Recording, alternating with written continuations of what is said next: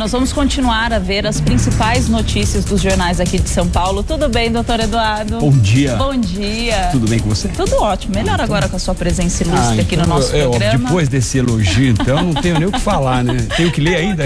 Tem que ler. Que muita gente em casa não tem tempo para ler os jornais e o Revista da Cidade faz isso por você, viu? Fiquem tranquilos. O que tem na Folha de São Paulo? Vamos começar com Folha de São Paulo. Exame de sangue que detecta Down no feto chega ao país. É um exame que revoluciona aí a questão da preparação das gestantes para receber o seu nenê, né? E esse teste vai revolucionar, obviamente, que vai facilitar se a criança tem algum problema ou não. Teste de sangue que detecta Down no feto chega ao país. Além da síndrome, exame acha outros 5 anomalias cromossômicas. Clínica vai cobrar R$3.500 pelo exame, que já causou controvérsia no exterior por suposto estímulo ao aborto. O que acontece? Na verdade, já se faz um teste, mas esse teste é feito com um líquido, né? Ou seja, o líquido retirado da placenta, que pode, inclusive, existe um risco aqui, ele até fala, ele é menos invasivo, esse exame de sangue, porque o que se faz hoje corre o risco de abortamento. Então, com esse exame de sangue, esse novo exame de sangue, ele é coletado, é enviado para os Estados Unidos, e lá nos Estados Unidos se faz aí se a criança tem ou não a síndrome de Down, né? Eu acho que existe outras síndromes, inclusive, que esse exame detecta, que é o síndrome de Patal, síndrome de Down, depois tem o síndrome de Edwards, síndrome de Turner, triplo X e síndrome de Klinefelter. Acho que é esse, Klinefelter, esse o nome. Então, esse exame, ele detecta qualquer tipo de doença, qualquer tipo de anomalia dessas doenças existentes. Agora, o que acontece com esse exame? Cria-se uma polêmica. Por quê? Porque, na verdade, se eventualmente o exame der positivo, as pessoas, as mulheres as gestantes podem aí ter o interesse de abortar. E que não é o caminho, obviamente, né? Tanto é verdade que um próprio médico aqui diz o seguinte: se eventualmente der positivo, há necessidade de fazer exames mais apurados para poder detectar ou não. Qualquer tipo de exame corre um risco de ser, ser completamente certo ou não. Aí você já tira a conclusão e acaba...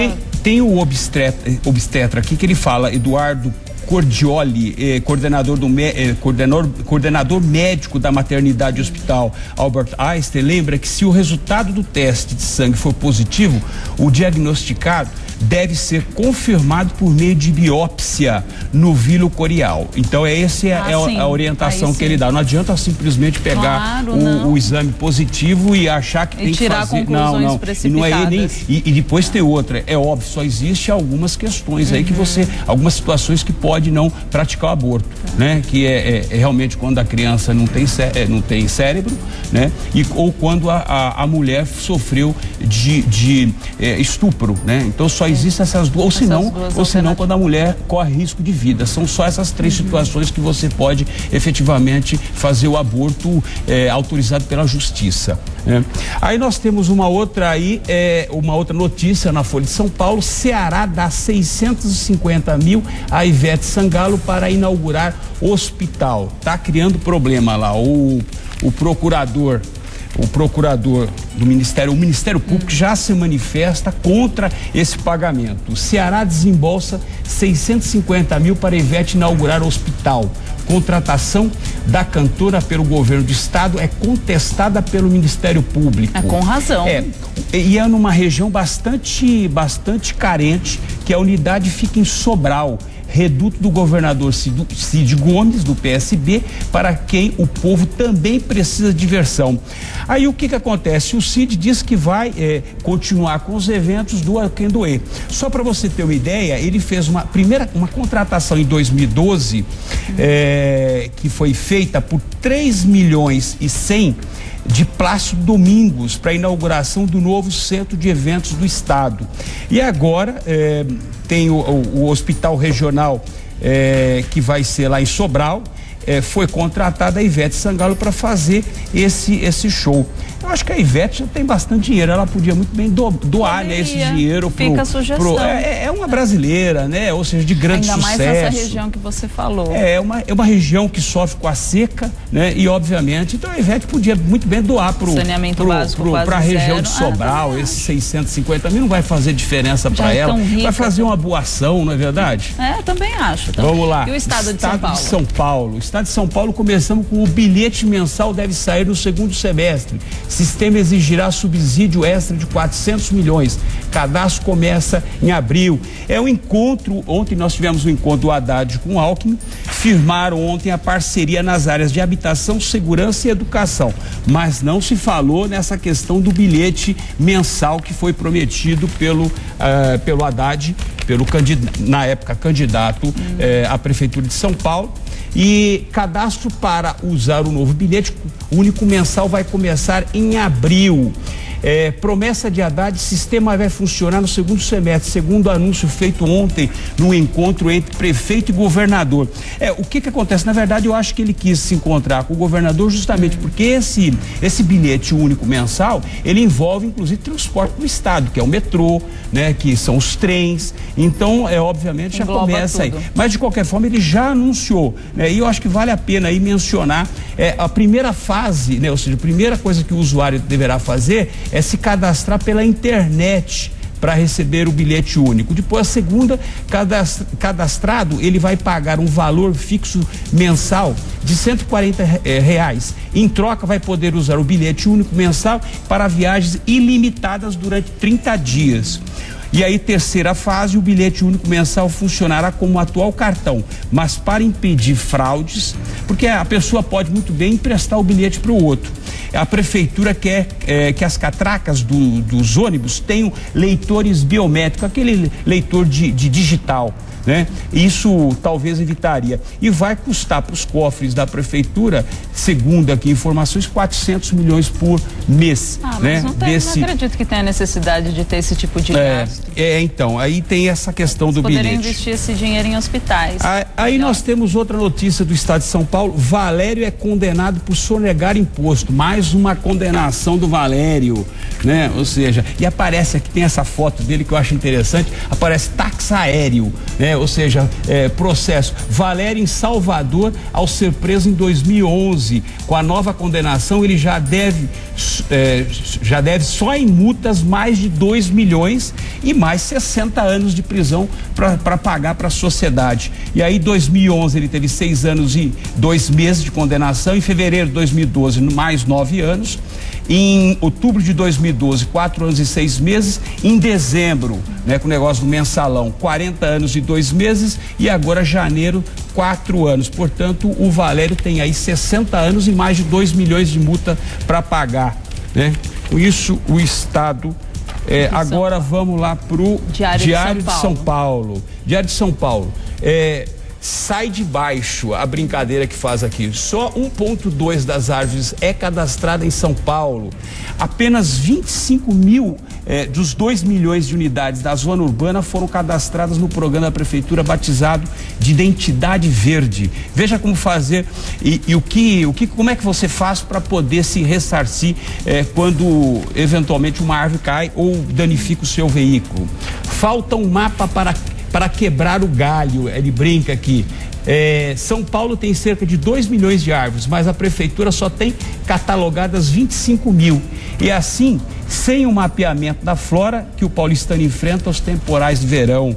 E aí as pessoas falam como é. Agora, vale a pena dizer o seguinte: para a pessoa, se eventualmente tiver algum prejuízo, para se indenizar, ela precisa buscar se for na capital, é só procurar uma subprefeitura e apresentando o orçamento, fotografia, e se tiver matéria do prejuízo, juntar, faz um processo administrativo para poder ser ressarcido. Agora, tem gente que não consegue, aí tem que buscar a justiça, né? Entendi. E em Osasco também é o mesmo procedimento, né? Segundo aqui o jornal. Tá certo. E aí nós temos a segunda matéria do Diário: oficial da PM deixa negros e pardos sob suspeita. Essa matéria, ela é até interessante, eu li 2 vezes para você ter ideia, essa matéria aqui, porque eu queria entender direito essa questão. Oficial da PM dá ordem para abordar negros e pardos. Instrução de comandante de batalhão se baseou na descrição de vítima de assalto em bairro luxuoso de Campinas. Estado tenta minimizar teor racista. O que acontece com essa matéria? Só a chamada dá a impressão de que efetivamente só as pessoas estariam, só os negros e os pardos estariam aqui na mira do comandante. Entretanto, tem uma nota aqui que o que aconteceu? Alguns moradores procuraram o comando da Polícia Militar e disseram que havia assaltos de um grupo de garotos de 18 a 25 anos e os componentes, eles tinham essa característica, negros e pardos. E aí o que aconteceu? Ele baixou uma ordem de serviço dizendo que era para parar grupos de adolescentes, ou seja, de rapazes de 18 a 25 anos com essas características. Aí foi interpretado mal, na verdade. Acabaram, algumas pessoas se manifestaram dizendo que isso era preconceito, era racismo, e por essa razão agora vem e se explica. Na verdade foi um tipo um grupo específico, uma característica que o comandante mandou fazer a abordagem. Tá, né? Aí nós agora? Temos aqui o agora. O agora aqui, a primeira matéria, volta à questão do problema aí da internação compulsória. Viciado em crack tenta internação há 15 dias. Olha, Marise, essa questão das internações compulsórias, apesar de não ter sido feita nenhuma até agora, né, vai dar muito pano para manga, só né? Dois como voluntários. Só voluntários. Erro faz clínica conveniada do Estado recusar viciado. Esse aqui foi um caso que o rapaz foi encaminhado para Itanhaém para ser internado. Chegando lá, faltou documento, e o que eles fizeram? Retornaram, ou seja, mandaram o rapaz de novo para Cratóide, né, aqui em São Paulo, para poder conseguir uma internação. Então são poucas as pessoas que estão conseguindo ser internadas. Na maioria das vezes são internações voluntárias, né? Os familiares procuram justamente para poder dar essa assistência. Agora, isso é o começo de um processo. As pessoas têm que ter paciência. Por quê? Porque na verdade é complexo o processo, não é tão simples. Claro. Ontem mesmo o Cid Vieira, que é o presidente da comissão da OAB antidrogas, ele mesmo explicou, né? Ou seja, todo um processo, tá? Então essa questão. E aí nós temos aqui, antes de falar sobre a questão do Filipão, vale a pena aqui colocar o encontro de Alckmin com essa charge aqui. Alckmin e Haddad prometem parceria entre governo e prefeitura. Vamos sair bem na foto, hein? Aí veio aqui um senhorzinho aqui e diz o seguinte: como assim? Espero que esse casamento não seja igual à Avenida Paulista. Começa no Paraíso e termina na Consolação. Essas charges são ótimas. Vamos lá pro Filipão, então. Filipão chama Ronaldinho. Aí começa a escalação, né? Ou seja, a chamada primeira lista de Filipão tem gaúcho e mais 3 novidades. A lista de Filipão é chamada: convocados para o amistoso com a Inglaterra no próximo dia 6 de fevereiro, no estádio Wembley de Londres. E aí tem aqui os goleiros: Diogo Alves, Júlio César; laterais: Adriano, Daniel Alves, Felipe Luiz; zagueiros: Dante, David Luiz, Leandro Castan, Miranda; volantes: Arouca, Paulinho, como Ramírez; meias: Hernanes, Lucas, Oscar e o Ronaldinho Gaúcho, né? Quase se aposentando, mas está aí também convocado. E atacantes: Fred, Hulk, Luiz Fabiano e Neymar. E aí embaixo, Kaká e Robinho. Então Entendi. Esses são os convocados. Acho que nós temos alguém, né? Sim, nós temos. Eu até queria a opinião do repórter esportivo aqui da TV Gazeta, Felipe Esboril, tá com a gente? Bom dia, Felipe. Bom dia, Marise. Bom dia a você, ao pessoal acompanhando a revista da cidade. O doutor Eduardo aí já deu a lista dos convocados. Bom dia. O técnico Luiz Felipe Scolari já convocou essa lista para o dia 6, né? Dia 6 o Brasil enfrenta a Inglaterra no primeiro amistoso desse retorno do Felipão à seleção brasileira. Eu acho que as principais novidades, Marise, O goleiro Júlio César não vinha sendo convocado pelo técnico Mano Menezes. A última convocação dele foi justamente na Copa do Mundo de 2010 e o técnico Felipão resolveu arriscar. Ele vem fazendo um bom trabalho no Queen's Park Rangers, lá na Inglaterra, mas o time está na zona de rebaixamento do campeonato inglês. Não sei se foi uma boa ter convocado o Júlio César, não. Mas vamos ver, ele quer acreditar nesse goleiro. É um goleiro experiente, o Brasil carece de um goleiro experiente. O Felipão vinha convocando o Diego Alves do Valência e também o Jefferson do Botafogo. Deu uma chance pro Diego Cavalieri. Agora o Felipão quer apostar no Júlio César. Vamos ver o que vai dar. Acredito também que uma surpresa nessa lista seja o zagueiro Dante do Bayern de Munique, que também vem fazendo um bom trabalho, mas ele é um cara muito jovem ainda, né? Ou melhor, ele tem 29 anos e ele é pouco conhecido. O brasileiro não conhece muito ele. O próprio Felipão disse que na entrevista coletiva ontem lá no Rio de Janeiro que é uma aposta. Vamos ver o que vai dar também com o zagueiro Dante. O meio-campo, o Ronaldinho Gaúcho, ele já vinha com essa possibilidade de ser convocado. Por quê? Logo quando o Felipão foi contratado como técnico da seleção brasileira, ele deu algumas dicas de que a seleção teria jogadores mais experientes, um líder dentro de campo. E o Felipão está apostando justamente no Ronaldinho Gaúcho para ser esse líder, para ser esse cara de referência no grupo. Também não sei se vai render tudo aquilo que ele já rendeu como jogador do Barcelona, enfim, por outros clubes onde ele passou, o próprio Milan também. Mas o técnico Felipão resolveu fazer essa aposta. E com o Felipão tem sempre um homem de referência, um centroavante. E ele chamou dois, né? O Fred e o Luiz Fabiano. O Fred do Fluminense, Luiz Fabiano do São Paulo. Vamos ver o que vai dar com essa seleção. Acho que ele foi bem nessa convocação. A única coisa que me deixa com a pulga atrás da orelha ali é o goleiro Júlio César. De resto, eu acho que ele foi muito bem, viu, Marise? De resto, seja o que Deus quiser, né? Vamos torcer. Felipe, muito obrigada pela sua participação aqui no Revista da Cidade. Bom dia pra você, viu? Obrigado pelo convite, estou sempre à disposição. E daqui a pouquinho tem o Super Esporte com o Thiago Oliveira, eu vou estar lá também. É isso aí. A gente está aqui na redação da TV Gazeta, do Departamento de Esportes, preparando o Super Esporte daqui a pouquinho ao meio-dia. Já, com muito mais informação. Obrigada, Felipe. Tchau. Obrigado, Felipe. É engraçado. Eu achei surpresa. Surpresa o o Ronaldinho Gaúcho. Mas eu achei surpresa o Kaká. Você vê que não adianta ser bom menino, né? Não adianta. Porque ele é bom jogador e bom menino, né? Porque é um rapaz que nunca se envolveu em nenhuma confusão, não, né? Ao contrário, super tranquilo. Nunca saiu nada de ruim. Tá em baixa, mas tá em baixa só que na seleção, porque tá fazendo lá um contrato fantástico, né? Tá saindo, tá voltando, acho que pro Milan, então. Nós temos mais uma informação, é isso? Temos mais uma aqui que vai entrar, que é o jornal, é o País. Pode colocar pra gente, quero ver. O que nós temos? É o País. Então, o David Cameron, né?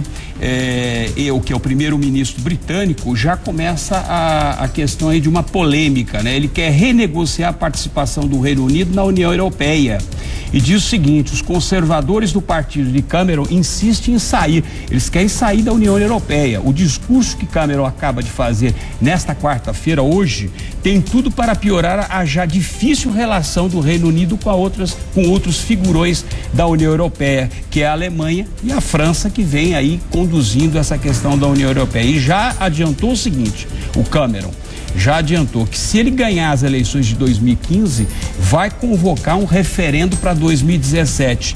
Está na hora, e ele diz, abre aspas, está na hora de o povo britânico dar sua palavra. Então ele quer aí a posição dos britânicos com relação a essa questão de ficar ou não na questão aí da União Europeia, né? Se faz parte do euro ou não, né? Porque eles na moeda mesmo eles não fazem, ou seja, mas nas políticas internas sim. Então vamos ver o que acontece aí quais são os próximos passos nessa queda de braço aí com o primeiro-ministro britânico. A gente sempre fica de olho, não é, doutor Eduardo? Sempre, vamos acompanhar aqui ou lá do outro lado do mundo, nós estamos sempre atentos. Com toda certeza. Obrigada pelas informações. Eu que agradeço, viu? Obrigado, muito obrigada. Viu? Até amanhã. Até amanhã. Tchau.